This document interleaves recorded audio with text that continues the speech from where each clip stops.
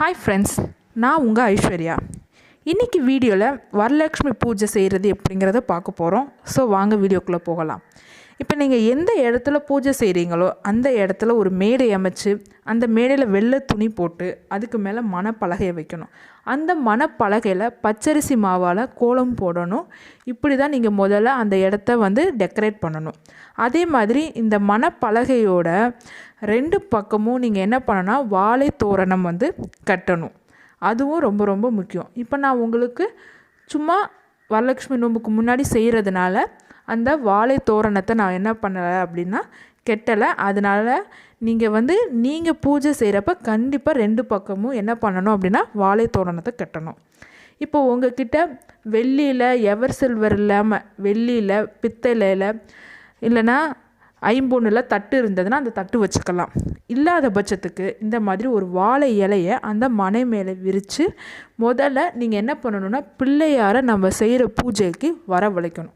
ஒன்றும் இல்லைங்க, கொஞ்சம் போல் சந்தனத்துலேயோ இல்லைன்னா மஞ்சள்லையோ கூம்பு வடிவத்தில் பிடிச்சி நீங்கள் ஒரு பொட்டு வச்சு பூ வச்சிட்டிங்க அப்படின்னா நம்ம பிள்ளையாரை நம்ம பூஜைக்கு வரவழைச்சிட்டோன்னு அர்த்தம்.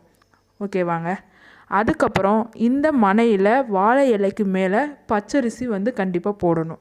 ஏன்னா பச்சரிசி போட்டு தான் அதுக்கு மேலே தான் நம்ம என்ன பண்ணணும் அப்படின்னா கும்பத்தை வைக்கணும். கும்பமோ கலசத்தையோ வைக்கணும். ஒரு 3 கைப்பிடி அளவாவது பச்சரிசி கண்டிப்பான முறையில் போடணும். உங்கள்கிட்ட நிறையா இருந்ததுன்னா போதுமான அளவு பச்சரிசி நீங்கள் தாராளமாக அந்த வாழை இலை மேலே போட்டுக்கலாம்.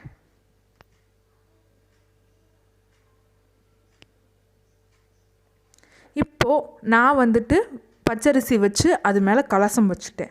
இப்போ பார்த்தீங்க அப்படின்னா நான் என்ன பண்ணியிருக்கேன் அப்படின்னா வரலக்ஷ்மி நோம்புக்கு முன்னாடியே இந்த வீடியோ போடணுங்கிறதுக்காக நான் என்ன பண்ணியிருக்கேன்னா எவர் சில்வரில் கலசத்தை வச்சுருக்கேன். ஆனால் கண்டிப்பான முறையில் எவர் சில்வர் கலசத்தை உபயோகிக்கக்கூடாது. ஒன்று வெள்ளி இல்லைன்னா பித்தளை இல்லைன்னா செம்பு, இந்த 3ல் ஏதோ ஒரு கலசத்தை தான் நம்ம யூஸ் பண்ணணுமே தவிர எவர் சில்வரை கண்டிப்பான முறையில் நம்ம என்ன பண்ணக்கூடாது அப்படின்னா யூஸ் பண்ணவே கூடாது. நான் வச்சுருக்கேங்கிறதுனால நீங்களும் அப்படி பண்ணக்கூடாது. இப்போ என்ன பண்ணணும் அப்படின்னா கலசத்துக்கு கொடுக்குற மரியாதையாக முதல்ல அந்த கலசத்தில் நம்ம என்ன பண்ணணும் அப்படின்னா மஞ்சள் வைக்கணும். மஞ்சள் வச்சுட்டு அதுக்கப்புறம் நம்ம என்ன பண்ணணும்னா குங்குமம் வைக்கணும். குங்குமம் இப்போ நம்ம 2ஐயும் வச்சு முடித்த உடனே நம்ம கலசத்துக்கு கொடுக்குற மரியாதையை கொடுத்தாச்சு. சில பேர் என்ன பண்ணுவாங்க அப்படின்னா இந்த கலசத்துக்குள்ளே ஜலம் நீரை ஊற்றுவாங்க. இல்லை அப்படின்னா பச்சரிசி போடுவாங்க. இப்போ நீங்கள் நீர் ஊற்றுறீங்க அப்படின்னா கூட பன்னீர், மஞ்சள், அப்புறம் ரோஸ் வாட்டர், இந்த மாதிரி வாசனம் கொடுக்குற திரவியத்தை நீங்கள் அதுக்குள்ளே ஊற்றணும். நான் இன்றைக்கி பச்சரிசி போட்டு தான் செய்ய போகிறேன். ஏன்னா நீரில் நம்ம ஊற்றி செஞ்சோம் அப்படின்னா அங்கிட்டு இங்கிட்டும் ஆடி அது கொட்டுறதுக்கு நிறைய சான்சஸ் இருக்குது. அதனால் கூடிய வரைக்கும் அதை நீங்கள் தவிர்த்துருங்க. இப்போ நான் என்ன பண்ணுறேன் அப்படின்னா அந்த கலசத்தில் பச்சரிசி போடுறேன்.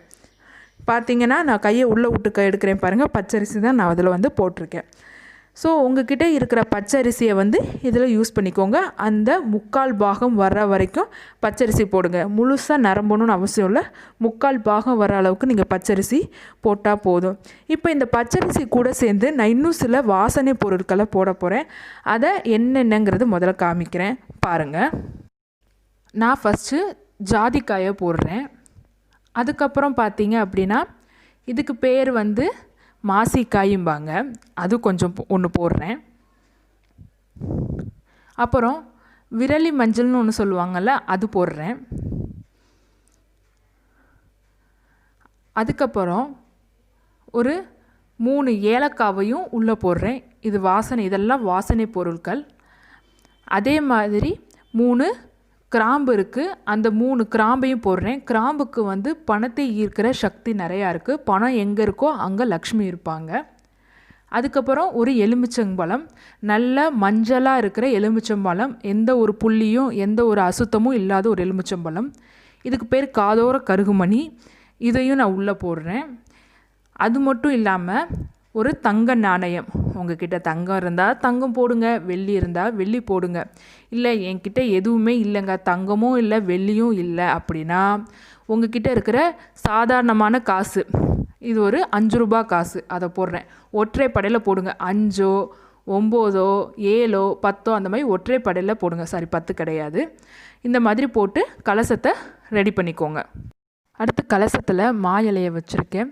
நல்லா சுத்தம் பண்ணி மஞ்சள் குங்குமம் இட்டு வச்சுருக்கேன். 5 7ன்னு ஒற்றை எண்படி உங்கள் விருப்பம்படி வச்சுக்கலாம். கலசம் முழுசாக ரெடி ஆகிடுச்சு. இதுக்கு மேலே நம்ம என்ன பண்ணணும்னா தேங்காய் வைக்கணும். இப்போ இந்த தேங்காயில் நான் அம்மனோட முகத்தை வரைஞ்சிருக்கேன். எப்படி வரையணுங்கிறத நான் ஆல்ரெடி ஒரு வீடியோ போட்டிருக்கேன். அந்த வீடியோவோட லிங்க்கை கீழே டிஸ்கிரிப்ஷனில் கொடுத்துருக்கேன். இப்போது வரலக்ஷ்மி அம்மன் நம்ம கலசத்தில் முழுசாக பிரவேசிச்சிட்டாங்க. இதுக்கப்புறம் இந்த அம்மனை நம்ம பூஜை செய்கிறதுக்கு முன்னாடி முறையாக வீட்டுக்கு அழைச்சிட்டு வரணும். எப்படி அப்படின்னா, நம்ம தலைவாசலில் விளக்கை ஏற்றி இந்த மணப்பலகையோட அம்மனை வெளியே கொண்டு போய் வச்சு அம்மனுக்கு பொட்டு வச்சு ஆராத்தி காமிச்சு, அம்மா என் வீட்டுக்குள்ளே வாங்க அப்படின்னு வரவழைச்சு அதுக்கப்புறம் பூஜை ரூமில் வச்சுட்டு நம்ம அம்மனை முழுசாக அலங்கரிக்கணும். இப்போ நான் அலங்கரித்து காமிக்கிறேன். இப்போ பார்த்தீங்க அப்படின்னா அம்மன் முழுசாக அலங்கரிச்சாச்சு. இந்த அம்மனுக்கு புடவை எப்படி கட்டணுங்கிற வீடியோவை ஆல்ரெடி போட்டிருக்கேன். அந்த லிங்க்கை கீழே டிஸ்கிரிப்ஷனில் கொடுத்துருக்கேன், பார்த்துக்கோங்க. அம்மனுக்கு பூ வச்சு 2 பக்கமும் பூ வச்சுருக்கேன். அதே மாதிரி ஜவுரி முடி வச்சு அலங்காரம் பண்ணியிருக்கேன். ஜவுரி முடி இருந்தால் யூஸ் பண்ணுங்கள், இல்லைனா பிரச்சனை இல்லை. உங்ககிட்ட என்ன தங்க நகை இருக்குதோ அந்த நகையை வச்சு அம்மனை அலங்காரம் பண்ணுங்கள். இமிட்டேஷன் நகை இருந்தாலும் அதை வச்சும் நீங்கள் அலங்காரம் பண்ணலாம், தப்பே கிடையாது. அதே மாதிரி கண்டிப்பாக மாங்கல்யம் வைக்கணும். அதுக்கு ஒரு மஞ்சள் கயிறில், சாதாரண மஞ்சள் கயிறில் மஞ்சளை வச்சு நீங்கள் அம்மனுக்கு மாங்கல்யம் செலுத்தலாம். இப்போ அம்மன் முழுசாக அலங்கரிச்சாச்சு. இதுக்கப்புறம் உங்ககிட்ட இருக்கிற பூவால் அம்மனுக்கு அபிஷேகம் பண்ணிவிட்டு அதுக்கப்புறம் உங்களால் முடிஞ்ச நெய்வேத்தியம் பண்ணிவிட்டு அம்மனுக்கு ஆராத்தி காமிச்சிட்டிங்க அப்படின்னா நல்லபடியாக வரலட்சுமி பூஜை முடிஞ்சிருச்சுன்னு அர்த்தம். இப்போ வரலட்சுமி பூஜை முடிஞ்சதுக்கப்புறம் மறுநாள், வரலட்சுமி விரதத்துக்கு மறுநாள், அப்படி இல்லைன்னா வரலட்சுமி விரதம் இருந்து 3வது நாள் இந்த அம்மனை முறைப்படி கலைக்கணும். என்ன பண்ணலாம் அப்படின்னா, இந்த மனையோட கலசத்தோட அம்மனை எடுத்து கொண்டு போய் உங்கள் வீட்டில் அரிசி பானை இருந்ததுன்னா அந்த அரிசி பானையில் இறக்கிடலாம். இல்லை எங்ககிட்ட அரிசி பானை இல்லை அப்படின்னா இந்த கும்பத்துக்குள்ளே இருக்கிற அரிசியை ஏதோ ஒரு நெய்வேத்தியம் இனிப்பான முறையில் செஞ்சு கடவுளுக்கு படைக்கலாம். இல்லைங்க நாங்கள் அரிசி வைக்கல, தண்ணி வச்சுருக்கோம் அப்படின்னா அந்த தண்ணியை கொண்டு போய் மரத்தில் ஊற்றி முறைப்படி அம்மனை அலங்காரத்தை கலைச்சிடலாம். இப்படி தான் இந்த வரலட்சுமி நோன்பை நம்ம என்ன பண்ணணும் அப்படின்னா பண்ணணும். இந்த வீடியோ உங்களுக்கு பிடிச்சிருந்தது அப்படின்னா லைக் பண்ணுங்கள், ஷேர் பண்ணுங்கள், கமெண்ட் பண்ணுங்கள். மறக்காமல் ஐஷு ஐடியாஸ் சேனலுக்கு சப்ஸ்கிரைப் பண்ணுங்கள். Thank you friends.